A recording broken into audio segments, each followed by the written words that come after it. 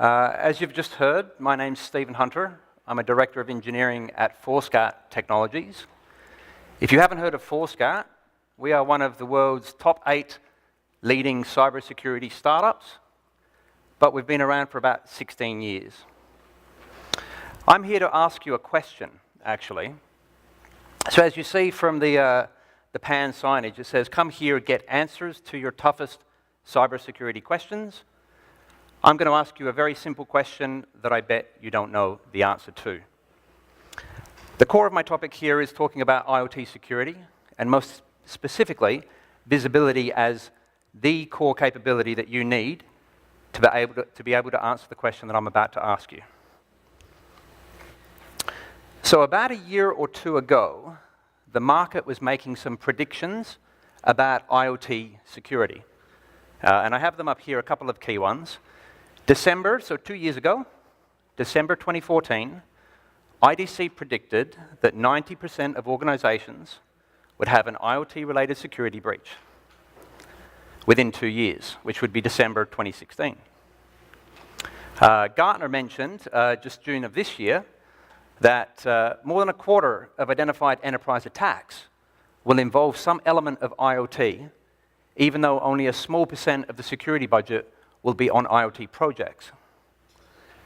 And then perhaps most interestingly, Symantec at the start of September, so 3 months ago, predicted or said that IoT devices will be increasingly used to carry out distributed denial of service attacks.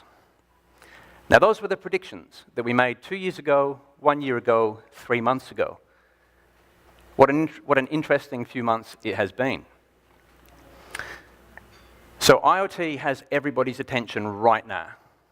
We have been in the IoT visibility game for about 10 years, and I'll explain why in a minute, but the last 3 months have been unprecedented in the history of the internet.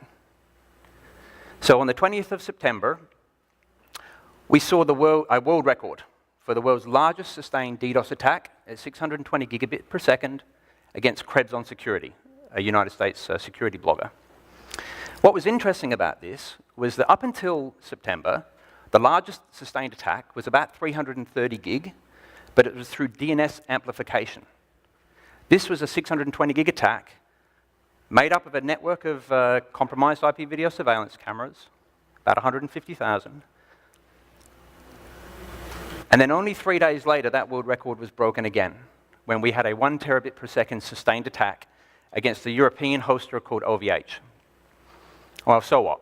Okay, so a blogger got taken down and was actually on Akamai, and Akamai DDoS couldn't handle the load, so they moved him off to Google.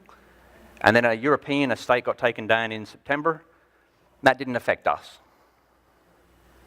Well, 1 month later, Dyn got taken down.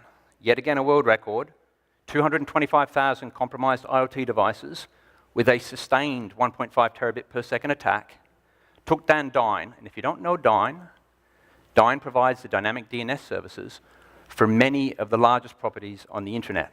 Amazon, PayPal, Visa, Netflix, which my daughter was very upset about, and Twitter.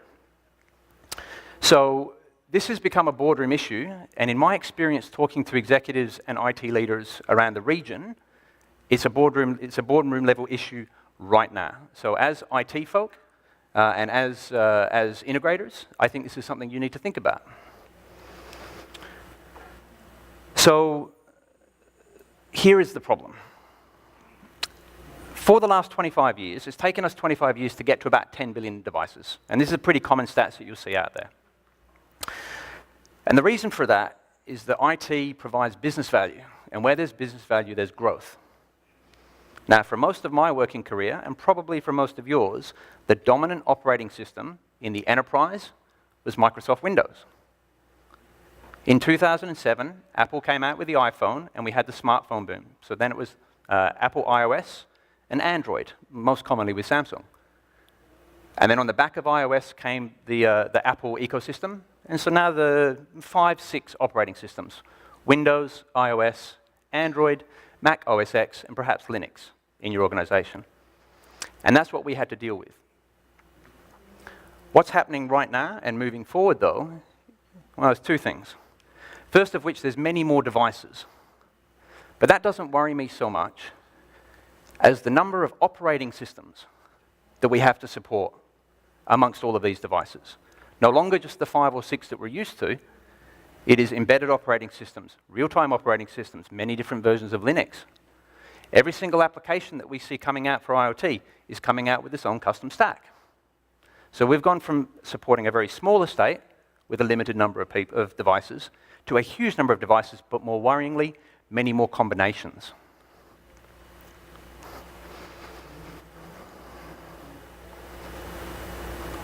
Waiting. Try one more time.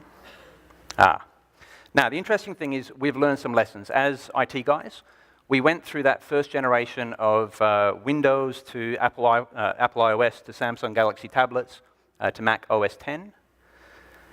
And we solved it through, the initiative was BYOD, and there were some things or some characteristics and lessons that we can learn from what we've done with BYOD. Number one, we couldn't stop it. So resistance was futile. If we tried to stop it as IT administrators, the users found a way around us. And the reason for that was that there was sufficient value for the user that they would get around our controls. So our policy was Windows only. They wanted to use iPhone. Our policy was corporate devices only, BlackBerry or Palm. They wanted to use Samsung. So there's enough, and typically executives are the people where this happened first. The other characteristics was these were devices that weren't provided by IT, which meant we had no control. And at least initially, we couldn't put agents on them. Now, this has changed a little bit.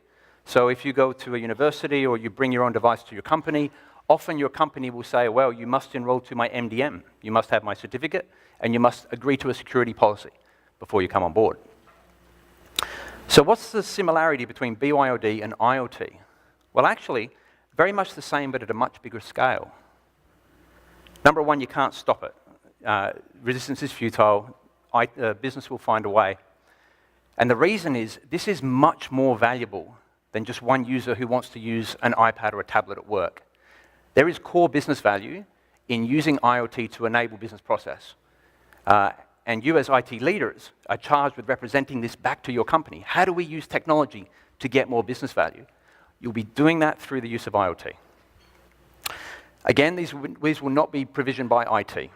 They will be often acquired by the business, or they may be provided by a third party who's delivering a service as an outcome.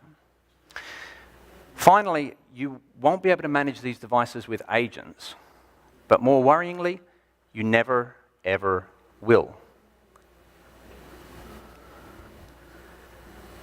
Now, just to talk about security for a second, an interesting data point here that I'll come back to in a minute. We spend a lot of time talking about advanced threats.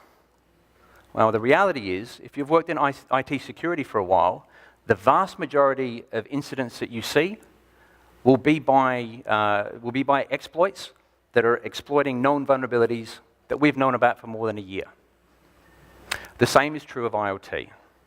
And the challenge that Gartner puts forward to us is that these things are very difficult to patch and they have very long lifespans.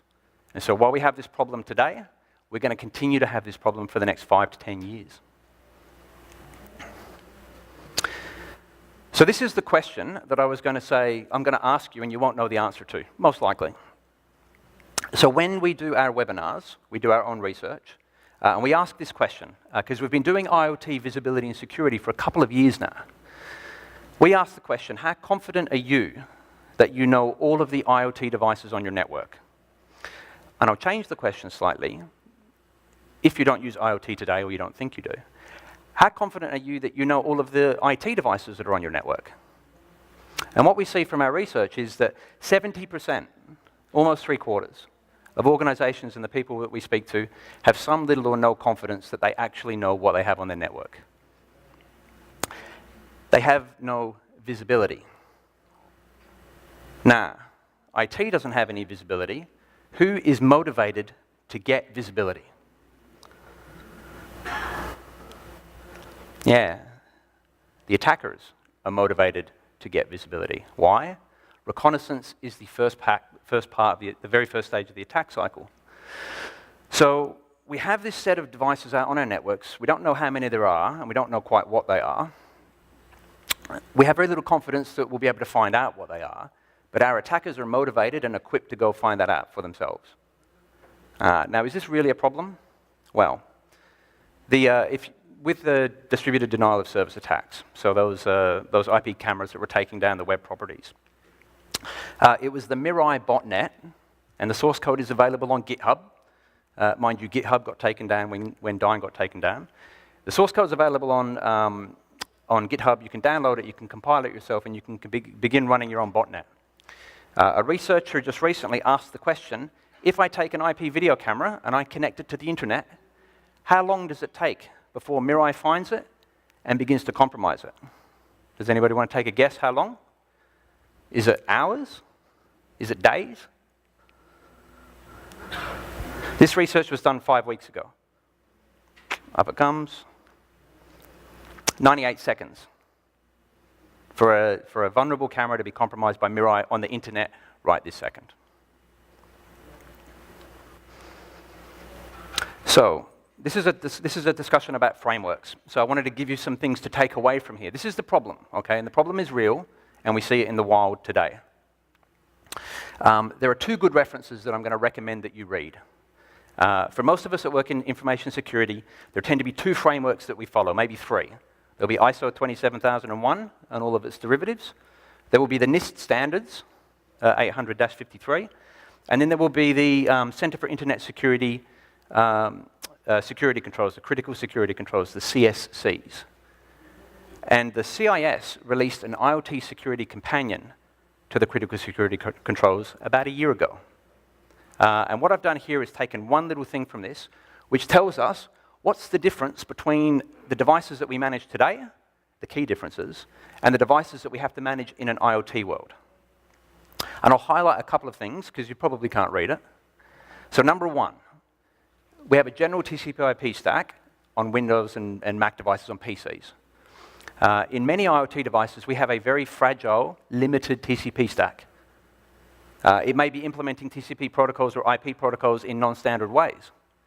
Now that's good for us as a visibility company, because it lets us work out what those devices are.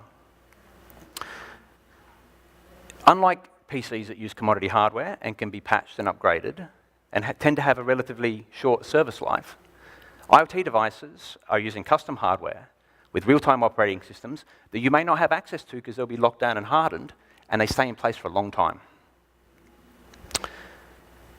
Probably most worryingly, and something interesting, because I've seen this during our proof of concepts with customers,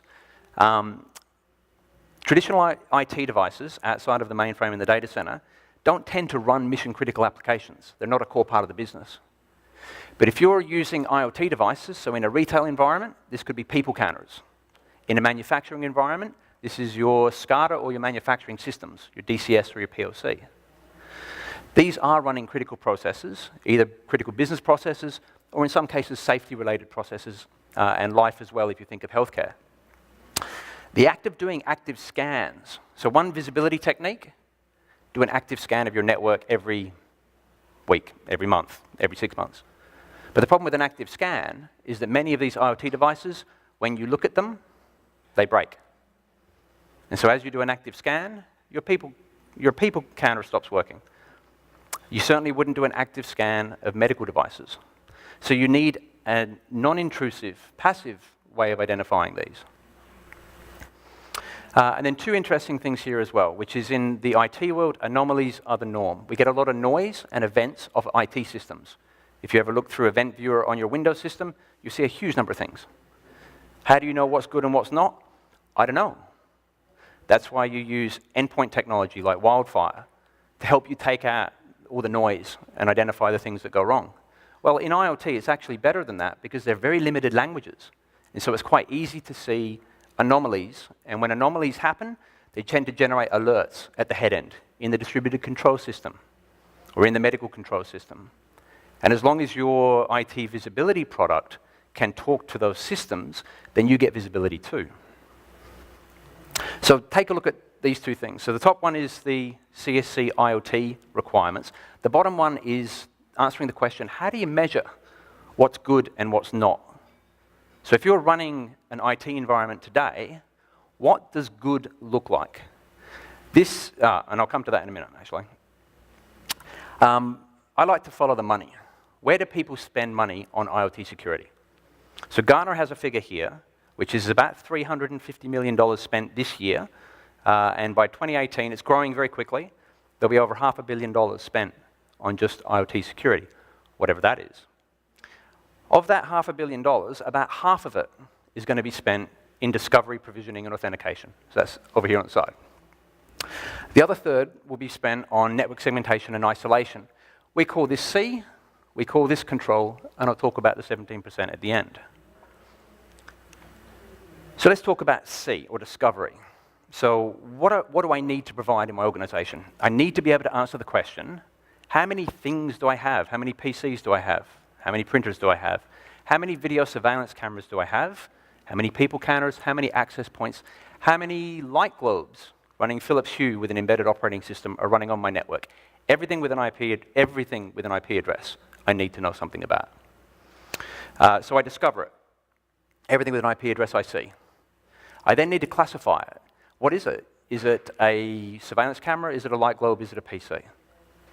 Once I've discovered it and I've classified it, I need to decide, is that something I expect to see on the network? Is it one of my cameras? Or is it something that a user has brought in from home? Simple stuff. Now, the challenge with IoT is we can't use agents. We have to do all of this classification agentlessly. Now, Forescout has been doing this since 2006. The only thing that's changed today is that suddenly there is a critical need for it, thanks to IoT. So with that in mind, what does good look like if you're in charge of IT security with regards to visibility? Or are there even any metrics or controls related to IT visibility, to asset visibility? Well, the answer is yes, absolutely. So what does good look like? And what I've done is picked a couple of the key measures along with their thresholds, or the metrics, from the CIS Critical Security Controls Measurement Guide, which was the second reference that I had there. So let me ask this question. So this isn't my question, by the way. This is something that an auditor might ask you. How many unauthorized devices are presently on the organization's network by business unit? It's a pretty straightforward question, and it's actually the very first question in the measurement guide. Well, let's forget about authorized versus unauthorized. Let's just ask the question, how many devices are presently connected to the organization's network? Now, in terms of the unauthorized bit, the metric is this. So we have, so what does good look like? The answer is, it depends. And it depends on you, your company, and your risk tolerance. So the way that the measurement guide works is it breaks the metrics down into a low, medium, and high risk threshold. So if you have a low threshold, as in you're very risk averse, with regards to the first question, it might be less than 1% of connected devices are unauthorized.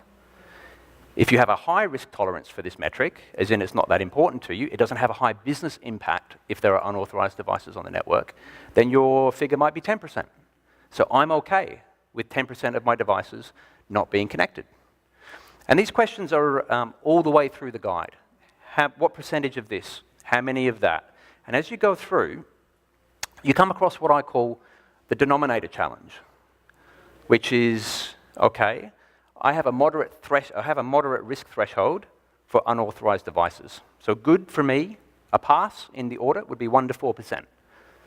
So the question really is, 1 to 4% of what? Do I know? So if I ask you now, how many of you comfortably could say that I know to within 1% certainty how many IP connected devices are in my environment today? Would anyone put up their hand? No, nobody? Okay. In my experience, 100% of people, 100% of customers that I ask this question to, and I mean 100%, not one has ever said anything other than, actually not 100% sure. So how can I have a metric in an audit that says 1% of a number that I don't know is a pass? And that is the essence of the visibility challenge. So Forescout has been doing agentless visibility for over 10 years. We help you answer this question by giving you the denominator. We'll tell you what your assets look like and how many there are. Well, now, once you know what you have, the next element around security is obviously control. And if we look at the Gartner side of things, they say about a third is being spent on network segmentation, isolation, and more. Now, the difficulty with IoT, we're back to the same problem that we had before, which is we can't use agents or policy on the device as a method of implementing control.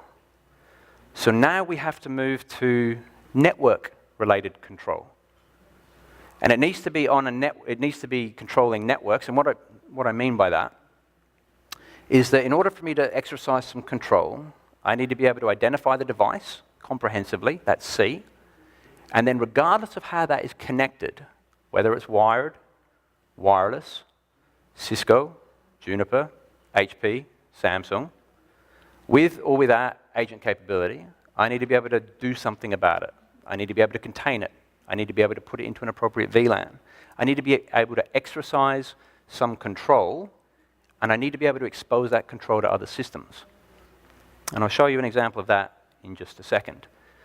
So just those two areas, visibility and control, is 75–80% of the spend in IoT security today. And in my experience, most of the focus has been on this. It's been on NAC. And I think we won't talk about competitors, but yes, NAC is a part of it, but NAC is not where you start. You start with visibility, and then you do control. Because if you do NAC first, you don't know how much you're missing. And then finally, there was a little 17% that was on other things, other than visibility and other than control. And in Forescout, we call this orchestration. This is the enhanced value. So this is where we bridge the gap between traditional IT systems and security solutions. So, for example, I'll give you two examples, actually. One, since we're at a PAN event, I'll talk about our integration with Palo Alto Networks with their firewalls. So what do I know? I know every IP address for every device on the network. And I know something about it, and I know who the user is, and I've got deep visibility into that device. What does Palo Alto Networks do? It does great application-level visibility and very rigorous perimeter policy. Why would I not bring those two things together? And we do. We provide Palo Alto Networks with context about the users that are coming onto the network using dynamic access groups and object ID. But in an IoT world, what would that look like? Oh, I'll give you two examples. And the key thing here really comes down to custom integrations, which is the visibility and control infrastructure that you look at must be able to talk to other things. So if I have an IP video surveillance system in my network, I will have what they call a VMS, a video management system. That video management system knows about every camera that's supposed to be on the network and whether it's up to date with patching or not. So when a camera comes up and connects to the network, my network visibility solution should talk to my video management system and say, I've just seen a camera come online. Is this an authorized camera? Is this something you have in your database? And it's running this, and is it running an approved version? Is it up to date with whatever firmware it's supposed to be running? And if not, I'll hold it in isolation, and if so, I'll put it into the IP video camera VLAN. That level of integration comes through a custom integration, and that's what we call orchestration, and that's the other 17% of the money that's being spent. So here's a use case in example. So a device connects to the network. Port goes green, and Counteract, which is Forescout software, detects that the device has been connected to the network through one of many different ways. Could be switch integration, could be DNS, could be AD, could be SPAN, lots of different ways to detect it. But the key thing is we detect the device, and we go through a classification, and we classify it as a printer. Now, a printer has all the characteristics of an IoT device. Embedded operating system, difficult to patch, typically in service for a long time. So we identify that it's a printer. Waity. And that's okay. But what we notice then, or perhaps not what we notice, but then that printer begins to communicate with a file server. Now that's not normal behavior for a printer. So it could have been something that it's either perhaps it's a printer that's been compromised, or perhaps it's someone impersonating to be a printer to start off with. Very common when you do MAC whitelist bypassing. But that compromised printer communicates with the corporate file server, and all of your other security technology is geared to detect that. So whether it's your ATD solution on the network, or whether it's your NetFlow sensor, but whatever, it goes up to the SIM, and the SIM does what a SIM does, in that it correlates events and it identifies that there's a problem. In most cases, that's where it stops. The SIM says, highly correlated threat, security operator, please take action. And then it sits there in a queue for a security operator to look at the SIM console and go, okay, what's my run book for that problem? So when the SIM detects an anomaly in Forescout world, the SIM tells Counteract, I have a high severity threat on this IP address. Please enact whatever policy is associated with high severity threats that have been sourced from the SIM.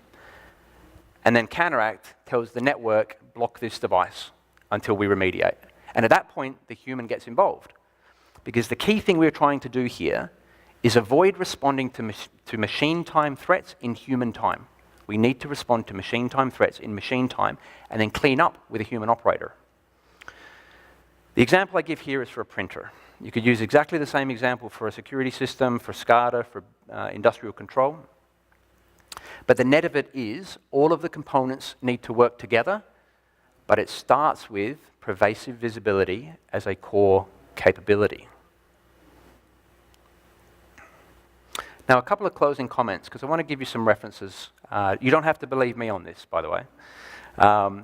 If you look at, I've picked a couple of ones that I use quite a lot around the region. So I'm responsible for APJ, spend a lot of time talking to customers around in banking and finance and government in the different countries. And I was actually looking for one from Korea. Korea tends to fall back to NIST and the US standards as well. But if you look at any of the standards, whether you look at the ISO standard for auditing, NIST, the CIS CSCs that we just talked about, the ASD top 4, which if you're in security you'll know is very basic. Identify all your assets in terms of hardware, identify all your assets in terms of software, do patch management, and do application whitelisting. If you do those 4 things, you will negate 85% of breaches on a network. The Hong Kong Monetary Authority just recently released their cyber resilience assurance framework. That was a couple of months ago. MAS has their TRM in Singapore, and in Australia for the banks we have Report 429. All of them assume you know 100% what's on your network before you begin to ask any other questions. And in my experience, most of us don't. So my takeaway comments are a couple of things. So I break down all of our capabilities into 3 areas. See everything. Control, enable control for other applications as well as implement policy, and provide orchestration for third-party tools. And 4C, all measurements are only meaningful if you know the denominator. You need to know the total count of things before you can decide whether the percentage of things is accurate or not. And for control in an IoT world, you need to be looking at network segmentation and network-related controls. And hopefully with the example that I gave you before about how we orchestrate into video management systems or into third-party tools, that you will realize that you need to be thinking more broadly than just a single tool, but it's about how these tools work together that really provide the security that you need in a connected and IoT world. And with that, I'll pause and ask for questions. If I'm allowed to ask for questions, or if I'm not sure.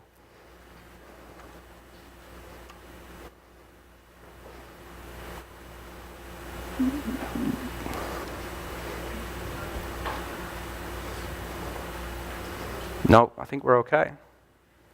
I do have a translator at the front. Nothing? Well, in that case, kamsahamnida. Thank you for your time.